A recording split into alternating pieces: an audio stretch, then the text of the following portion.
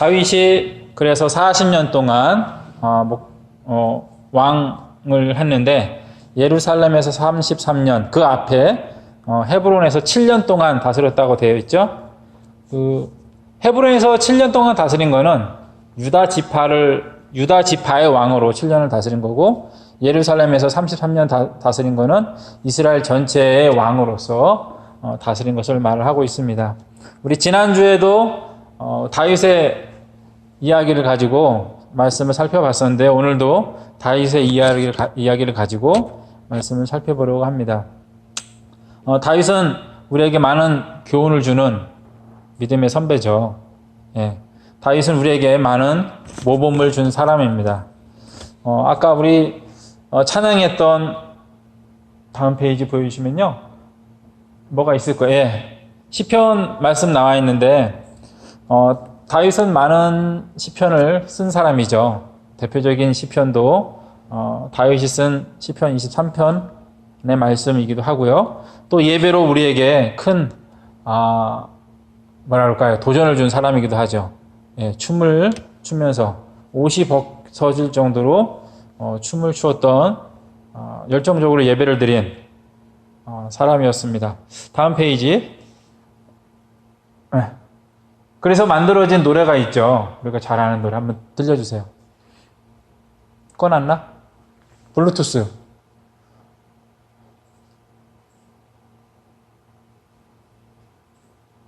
거기서 내려서 그럴 거야, 아마. 올려놨나? 안 나오면 넘어가야지. 맞다. 아까 여러분 찬양했으니까.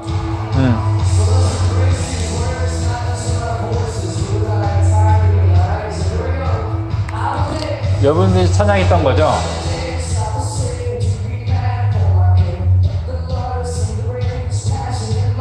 여기까지. 자, 보면 노래만 꺼주세요. 다시 또 들어야 하나? 네.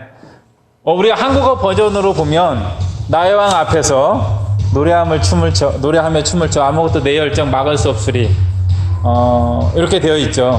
근데 영어 가사를 보면 조금 더 다윗이 춤을 췄던 상황을 설명해 주고 있습니다. 가사 나올 때까지 좀 봅시다. 네, 자, 그렇죠. I will dance, I will sing to be made for my king. 나의 왕을 위하여 내가 미친 듯이 노래하고 춤을 추고 노래하겠다. 주님은 그러한 나의 열정을 가로막지 않으신다. 저지시키지 않으신다. 라고 노래했는데, 이 다윗이 이게 미친 듯이 춤을 췄던, 하나님 앞에 감사함 예배드렸던 그 상황을 만든 상황을 노래로 만든 것이죠. 그리고 다윗은 하나님의 말씀을 기억하며 살았던 사람이기도 해요. 대표적인 사람이죠. 그래서 지난주에도 얘기했지만 그가 하나님 때문에 공격하지 않았던 이야기를 살펴봤죠. 그 인생에 걸쳐서 보건대 정말 다윗은 하나님의 말씀을 많이 기억하고 하나님의 약속들을 붙잡고 시편을, 하나님 제가 나 때리는데 하나님이 공격해 주십시오 라고 했던 그런 많은 시편들이 기록되어 있습니다. 자, 그리고 다윗은 쉽지 않은 일인데 이게 자신의 범죄를 하나님 앞에 내놓고 회개했던 사람이었던 것 같아요. 개인적으로는 이것이 훌륭하다라는 생각을 많이 갖게 하는 이야기입니다. 대표적으로 바세바 이야기가 있죠. 아마 다윗의 이야기 중에 가장 많이 알려진 다윗의 잘못, 죄에 대한 이야기는 다윗과 관련된 이야기일 거라는 생각이 듭니다. 자기의 범죄를 하나님 앞에 내놓고 회개하는 게 언뜻 생각하기 쉽지만 쉽지 않아요. 왜냐하면 그게 죄인지를 모르고 사는 경우가 많기 때문에 그렇습니다. 두 번째, 그게 죄라 할지라도 그냥 뭉개고 가는 경우가 많아요. 그것을 딱 하나님 앞에 내놓고 제가 잘못했습니다라고 분명하게 말하지 않는 경우도 많습니다. 만약에 여러분들이 하나님 앞에 내가 죄를 깨달았을 때 하나님 앞에 그것을 제가 잘못했습니다라고 계속해서 항상 하나님 앞에 이렇게 무릎을 꿇는 회개하는 사람이라면 훌륭한 사람인 거예요. 하나님께서 기뻐하시는 사람입니다. 앞으로도 계속 그렇게 하시길 바라고. 만약에 안 그렇다면 그렇게 하는 사람들이 우리가 되어야겠습니다. 근데 다윗이 우리에게 많은 모범을 보여줬지만 다윗도 사람이잖아요. 예. 위대한 선지자 그리고 위대한 왕이었던 다윗도 사람이었습니다. 그래서 오늘 말씀 우리가 본 말씀을 보면 다윗이 정말 좋은 이야기들을 많이 하고 있는데 하나님께서 주신 약속들의 이야기들을 하고 있었어요. 열왕기상 2장 1절부터 보면 그런데 5절에 보면 스루야의 아들 요압에 대한 이야기를 하면서 6절에 내 지혜대로 행하여 그의 백발이 평안히 스올, 여기 지옥을 말합니다. 죽음의 공간이죠. 죽은 영혼이 모여있는 곳에 내려가지 못하게 하라 라는 이야기를 하고 있습니다. 그리고 8절에 보면 바후림 베냐민 사람 게라의 아들 시므이 이야기를 하는데 사실 스루야에 대해서 다윗이 약속한 건 없었어요. 죽이지 않겠다라고 약속은 안 하는데 그냥 그 뭉개고 지나간 거예요. 그냥 이렇게 뒤로 이렇게 대충 이렇게 해가지고 대충 정리해가지고 넘어간 사건이었는데 이 시므이 사건에 대해서는 8절에도 나와 있지만 시므이가 다윗에게 영접하러 나왔고 사과를 해요. 자기 잘못에 대해서. 그래서 그때 다윗이 여호와를 두고 8절 끝에 보면 내가 여호와를 두고 맹세하여 이르기를 내가 칼로 너를 죽이지 아니하리라 라고 하나님의 이름을 걸고 맹세를 합니다. 약속을 합니다. 그런데 이때 이렇게 약속한 다윗이 죽음을 앞두고 유언을 하는데 솔로몬에게 그러나 너는 그를 무지한 죄로 여기지 말라. 어떻게 해야 됩니까? 너는 지혜 있는 사람이니까 적당히 그에게 할 일을 해라. 그의 백발이 피 가운데 스올에 내려가게 하라. 라고 하는 이야기를 하게 됩니다. 어떻게 보면 인생의 유언인데 정말 좋은 얘기 남기고 갔으면 어차피 한 약속인데 그냥 하고 갔으면 아마 이 사람의 그 다윗의 인생이 훨씬 더 일생이 조금 더 아름다운 모습이 됐을 것 같은데 그렇지 않게 한 거죠. 아마도 다윗이 너무 힘들었었던 것 같아요. 예, 물론 스루야의 아들 요압의 문제도 큰 자기가 왕으로서 부담이 됐던 일이었을 것 같기도 하고요. 또 자기의 명을 어기고 이제 죽였다는 것도 기분이 나빴을 수 있고요. 또 두 번째, 게랴의 아들 시므이 사건도 정말 인간적인 자존심이 많이 상했을 수도 있겠다라는 생각도 듭니다. 근데 죽음을 앞둔 상황에 이러한 얘기를 했다는 것을 보면 다윗도 참 말씀을 하나님 때문에 화를 참고 하나님 말씀을 기억하며 하나님께 매달렸던 사람이지만 그 찌꺼기를 남기고 갔구나 하는 생각을 하게 됩니다. 다윗이 구약 사람이어서 구약 시대에 예수님 오시기 전에 사람이어서 복수를 해도 될지 모르겠지만 예수 그리스도 안에 사는 우리가 받은 말씀들 그리고 그 말씀들로 인한 우리 마음의 양심으로 인해서 복수에 대한 복수를 금하는 마음을 우리가 가지고 있죠. 골로새서 3장 8절 말씀을 보면 이제는 너희가 이 모든 것을 벗어버리라. 곧 분함과 노여움과 악의와 비방과 너의 입의 부끄러운 말이라. 그리고 에베소서 4장 26절 보면 분을 내어도 죄를 짓지 말며 해가 지도록 분을 품지 말고 마귀에게 틈을 주지 말라는 말씀이 있는데요. 골로새서 3장 8절 말씀을 보면 벗어버려야 할 것 중에 악의라는 말이 나오는데 이 악의가 바로 원한을 품는 마음, 그리고 복수하는 마음을 말하고 있고요. 에베소서의 말씀은 기본적으로 성내지 말라, 화내지 말라는 얘기를 하고 있지만 그 뒤에 해가 지도록 분을 품지 말라는 말을 함으로 인해서 그 악의를 품지 말라, 복수의 마음을 품지 말라고 하는 가르침을 우리에게 주고 있습니다. 예수님은 이 복수에 대해서 예수님도 말씀하셨는데 7번 용서하기를 70번이라도 해야 한다라고 가르침을 주셨잖아요. 마태복음 18장 22절에서 이 말씀을 하셨는데 23절부터 바로 무슨 말씀을 하셨냐면 자기는 용서를 받았지만 남은 용서하지 않은 어떤 사람에 대한 이야기를 해주셨습니다. 그래서 천국은 그 종들과 결산하려 하던 어떤 임금과 같다라고 하는데 이 임금이 어떻게 했냐면 결산을 하는 때에 자기에게 빚진 사람이 빚을 못 갚은 거예요. 그러니까 종들한테 그 사람을 넘기면서 그 사람과 그 사람의 아내와 25절에 나와 있죠. 자식들과 모든 소유를 다 팔아 갚게 해라. 빚을 갚게 해라. 이게 뭐예요? 그 사람의 아내와 자식들을 종으로 팔라는 거예요. 돈을 주고 팔아. 인신매매하라는 거죠. 종으로 팔고 갚고 그리고 그 사람이 가지고 있는 재산도 다 팔아서 갚게 하라는 거죠. 그러니까 26절에 보면 이 종이 엎드려서 내가 갚을 테니까 저를 좀 살려주십시오라고 부탁을 하게 됩니다. 근데 이 주인이 27절에 보면 불쌍히 여겨서 놔줍니다. 그리고 놔주는 것뿐만이 아니고 그 빚을 다 탕감해 줍니다. 빚이 없는 걸로 만들어 주는 거예요. 큰 은혜를 받은 거죠.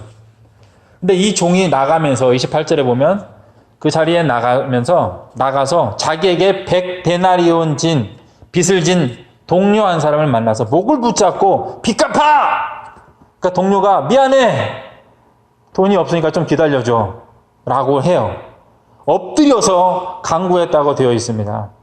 근데 30절에 보면 뭐라고 나와 있습니까? 허락하지 않아요.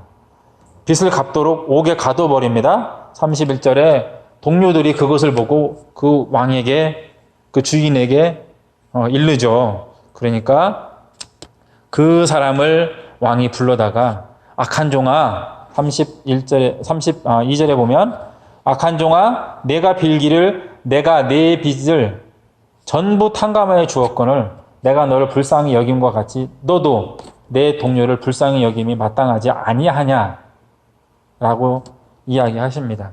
그래서 주인이 노해서 그 빚을 다 갚도록 옥졸에게 넘겼다. 이게 천국과 같다는 거예요.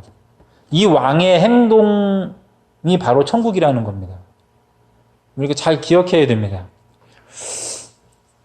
천국이, 그러니까 23절에 보면 천국은 그 종들과 결산하려 하던 어떤 임금과 같다라고 했습니다. 이 왕의 행동이 우리가 그렇게 가고자 하는 천국의 모양? 법? 문화?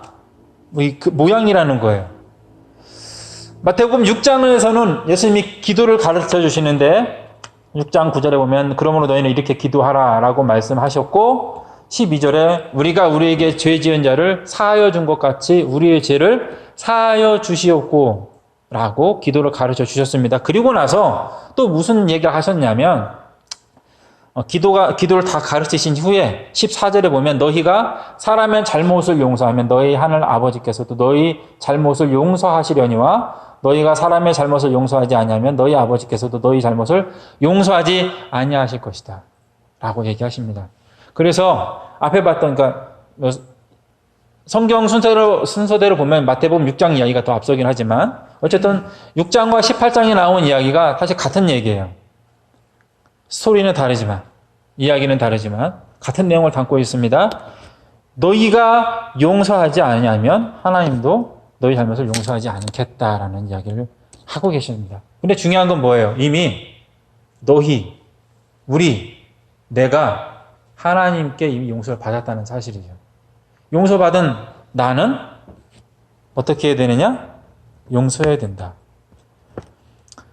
마태복음 6장과 18장에서 두 번씩 가르치고 있습니다. 명제를 말씀해 주시고 그와 관련되어 있는 예화를 얘기해 주시고 또 기도로 가르쳐 주신 이야기를 또 한 번 설명해 주시면서 두 번씩 용서에 대해서 이야기를 해 주시는 거예요. 한 번씩 두 번 얘기를 하신 게 아니라 두 번씩 두 번을 용서에 대해서 이야기해 주고 계십니다. 왜입니까? 우리에게 정말 중요하고 우리에게 정말 필요한 우리가 해야 할 행동이기 때문에 그러겠죠. 예수님의 이 말씀들에서 공통적으로 나오는 것은 용서받은 자는 용서해야 한다. 하나님께서 우리에게 용서를 요구하시는 이유는 하나님께서 용서해 주셨고 그 은혜를 우리가 받았고 용서받은 나는 하나님의 백성이다라고 하는 사실 때문에 그래요. 이것을 우리에게 의무로, 다른 말로 하면 숙제로 하나님 우리에게 주셨습니다. 하나님께서는 창조 때부터 세상에 대해서, 인생에 대해서 규정하는 말씀을 주셨고 더불어서 의무의 말씀과 그리고 그 약속의 말씀들을 주셨습니다. 그리고 이 의무는 예수 그리스도 안에서 또 주어졌어요. 우리가 좀 전에 본 용서에 대한 말씀도 마찬가지죠. 사랑에 대한 말씀도 마찬가지로 의무로 주어지면서 또한 약속으로 주어졌습니다. 레위기 말씀에 보면 이스라엘 백성이 출애굽했을 때에 이렇게 말씀해 주십니다. 너희는 내 법도를 따르고 내 규례를 지켜 그대로 행하라. 나는 너희의 하나님 여호와니라. 왜 주님의 말씀을 지키고 따라야 됩니까? 하나님이 나의 하나님이기 때문에 그렇다는 거예요. 예수 그리스도를 구원주로 나의 주님이라고 믿고 그분의 말씀을 읽고 그분의 말씀대로 살고자 하는 사람은 당연히 그분의 말씀을 따라야 한다는 것이죠. 레위기 20장 26절에서 보면 너희는 나에게 거룩할지어다. 이는 나 여호와가 거룩하고 내가 또 너희를 나의 소유로 삼으려고 너희를 만민 중에서 구별하였음이니라 라고 말씀해 주셨습니다. 이 말씀대로 하나님께서는 창조주 하나님, 구원주 하나님으로서 그 자녀들과 백성들, 교회에게 그리고 창조물들에게 각각의 능력 그리고 의무를 부여해 주셨습니다. 그러니까 내가 사랑할 수 있는 능력도 주신 거고 그 숙제도 주신 거예요. 창세기 1장 2절부터 28절부터 보면 하나님 또 이렇게 말씀해 주셨습니다. 하나님이 그들에게 복을 주시며 하나님은 그들에게 이르시되 생육하고 번성하여 충만하라. 2장 16절에서는 여호와 하나님은 그 사람에게 명하여 이르되 동산 각종 나무의 열매는 내가 임으로 먹되 선악을 알게 하는 나무의 열매는 먹지 말라. 내가 먹는 날에는 반드시 죽으리라. 창세기 2장 24절에서는 남자가 부모를 떠나 그 아내와 합하여 둘이 한 몸을 이룰지로다. 우리가 해야 될 바, 세상에 대하여 내가 어떻게 살아야 되는지 우리의 인생을 규정해 주고 계시는 말씀들이 사실 구약 성경부터 해서 신약 성경 끝까지 많은 내용들이 기록되어 있죠.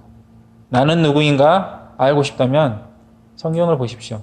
내가 어떻게 살아야 되고 어떤 모양이 내 모습이 되어야 되는지 알고 싶다면 성경을 보십시오. 성경에 나와 있어요.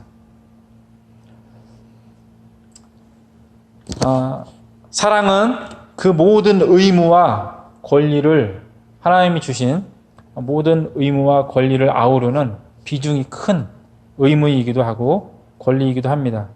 이 숙제를 여러분들이 또 제가 잘 풀길 바라고요. 또 이 권리를 또한 잘 누리기를 바랍니다. 용서에 대한 이러한 하나님의 뜻은 고린도전서 13장의 사랑 이야기에서 사랑은 악한 것을 생각하지 않는다라고 하는 말씀으로 우리에게 한 번 더 주어진 거예요. 하나님께서 성경 안에서 한 번 하신 얘기를 한 번만 하신 게 아니고 계속해서 반복해서 얘기해 주고 계십니다. 앞부분에 얘기했던 용서, 복수하면 안 된다, 원한을 품으면 안 된다라고 하는 이야기를 사랑은 악한 것을 생각하지 않는다는 말씀으로 한 번 더 해주신 것입니다. 여기서 악한 것이라는 것이 바로 원한을 품는 것, 복수하는 것을 의미하기 때문입니다. 다윗이 솔로몬에게 당부했던 것이 바로 이 복수죠. 그리고 이것은 하나님 우리에게 용서해야 한다고 반복해서 가르쳐 주시는 이유이기도 합니다. 우리가 복수하는 일에 능하기 때문에 그렇습니다. 그러나 사랑은 복수하는 일을 생각하지 않죠. 복수는 우리가 생각하지 말아야 할 악한 생각 중에 하나입니다. 물론 마음으로는 하고 싶은 때가 있어요. 그리스도인은 예수님으로 인해서 원한을 품지 않고 그래서 원한을 갚지 않는 마음과 행동을 가져야 합니다. 이를 위해서 우리는 화도 잘 다스려야 되고 원한도 잘 다스려야 됩니다. 오늘 말씀들을 묵상하면서 제가 생각했던 영화 제목이 있는데 그것은 바로 복수는 나의 것이라는 영화예요. 보지는 않았습니다. 무서울 것 같아서. 복수할 만큼 아마 제목에서도 알 수 있다시피 굉장히 그 억울한 일을 크게 당한 사람의 이야기일 것 같은데 사실 스토리도 잘 모릅니다. 그래서 안 봐서 주님께 용서받고 그분의 구원을 받아서 그분의 사랑을 실천하고자 하는 그분의 사랑을 배워가고 있는 사람에게는 복수는 남의 것이죠. 나의 것이 아닙니다. 악한 것을 생각하는 행위는 나의 것이 아니고 남의 것입니다. 내가 할 건 아닌 거예요. 가인은 분노와 원한의 마음을 다스리지 못해서 동생을 죽였습니다. 이 시대에 가인과 같은 사람이 많다고 지난주에 얘기했지만 복수와 관련해서도 마찬가지인 것 같아요. 그리고 우리도 잠재적인 가인이다 생각이 됩니다. 우리가 가인처럼 되지 않기 위해서 사랑이 필요하고 용서가 필요하죠. 우리 안에 심어주신 사랑이 자라고 열매 맺도록 힘써야 됩니다. 하나님이 이미 주셨다는 거예요. 근데 그것이 자라고 열매 맺는데 심겨지는 것까지는 하나님이 100% 해주신 거거든요. 근데 이것이 자라고 열매 맺는데 하나님이 물을 주시긴 하는데 예수님이 예화를 주신 적이 있잖아요. 물을 주고 거름을 줬는데 얘가 열매를 안 맺어요. 다행히 예수님이 그 과수원지기 주인한테 내가 한 번 더 해보겠다라고 내가 한 번 더 물을 주고 거름을 줄 테니까 한 번 더 기다려달라고 얘기합니다. 과수원지기가 그 과수원 주인에게. 예수님이 우리에게 그렇게 하신 거죠. 예수님이 우리에게 하나님께서 씨를 뿌려서 자라게 하셨고 자라는 데까지 은혜 주시는데 물론 물을 주시고 거름을 계속 주셨으니까 열매를 맺는 일에 있어서 우리가 해야 될 일이 있다는 거예요. 내가 가만히 있으면 용서가 되는 것이 아니고 복수를 멈추는 일이 되는 게 아니라는 거죠. 우리에게 사랑이 필요하고 용서가 필요하고 이 일을 이루기 위해서 우리가 해야 될 수고가 있다는 사실을 우리가 기억해야 됩니다. 물론 아까도 얘기했지만 이것을 이루는 데 필요한 에너지는 하나님이 주고 계시다는 거예요. 주시는데 안 한다는 사실입니다. 주는데 안 한다. 안 줘서 못 한다가 아니고 주는데 안 한다. 우리 인생 가운데 하나님을 따라가는 모양이 다 그런 것 같아요. 안 줘서 못하는 거는 내가 하나님께 따질 수 있습니다. 하나님께서도 나에게 뭐라고 안 하신다라고 저는 생각하고 있어요. 그게 제 믿음이에요. 안 줘서 못하는 건 괜찮다. 주는데 안 한다. 그게 문제입니다. 어떻게 원수를 갚지 않을 수 있을까요? 정말 단순한 내용 제가 기억이 났고 여러분과 나누려고 하는데 첫 번째는 내가 누구인지를 기억하는 것입니다. 내가 하나님의 사람이다. 내가 은혜를 받은 사람이다. 때문에 하나님의 사람이기 때문에 하나님의 뜻을 내가 기억하고 실천해야 된다라고 하는 사실을 기억해야 됩니다. 두 번째, 내가 누구였는지 기억하는 겁니다. 나도 하나님을 몰랐던 사람이고 화내기를 즐겨야 했던 사람이었을 수 있고 필요하면 복수하는 것을 당연히 여기는 사람일 수 있었습니다. 그러나 지금은 아니죠. 그러나 나도 옛날에 주님을 만나기 전에 내가 주님을 안 만났다면 나도 저 사람과 같이 그랬을 수 있겠다. 그러니까 저 사람한테 필요한 거는 주님이고 나와 함께 주님 안에서 사는 것이다. 나도 주님이 아니었다면 저 사람과 같은 죄를 지을 수 있었겠다. 그렇게 살면서 그게 당연하다라고 생각하며 살았겠다는 사실을 기억해야 합니다. 내가 죄를 반대하며 죄를 멀리하고 있다면 그렇게 된 것은 하나님의 은혜라는 사실을 우리가 기억해야 됩니다. 세 번째, 기억해야 될 것, 주님의 은혜를 기억하는 것입니다. 나의 나 된 것은 하나님의 은혜라는 사실이죠. 하나님께서 나의 범죄를 기억하지 않으신 내가 받은 그 은혜가 아주 크다는 사실을 기억해야 됩니다. 이사야서 1장 18절 여호와께서 말씀하시되 오라 우리가 서로 변론하자 너희의 죄가 주홍 같을지라도 눈과 같이 희어질 것이요 진홍같이 붉을지라도 양털같이 희게 되리라. 시편 103편 12절 말씀에 동이 서에서 먼 것 같이 우리의 죄과를 우리에게서 멀리 옮기셨다. 우리가 믿고 있는 바죠. 예수님 안에서 속죄된 우리의 죄에 대한 내용입니다. 내가 이러한 은혜를 받았기 때문에 하나님의 사람으로서 예수님을 주라고 부르는 사람으로서 당연히 용서라는 숙제를 해야 된다. 그리고 복수를 멀리 해야 된다. 는 사실을 우리가 기억해야 됩니다. 원한을 품지 않고 복수를 멈추는 행동은 전쟁을 멈추는 일이고 평화를 시작하는 일이고 연합을 준비하는 일입니다. 악한 것을 생각하지 않으므로 사랑을 실천함으로 여러분의 삶이 사랑으로 자라고 사랑으로 채워져가는 하나님의 나라가 되길 바랍니다. 하나님의 나라로 여러분의 관계를 확장하십시오. 많은 계산과 미움과 편가르기로 관계를 맺어간다면 그 사람의 관계는 점점 좁아질 것입니다.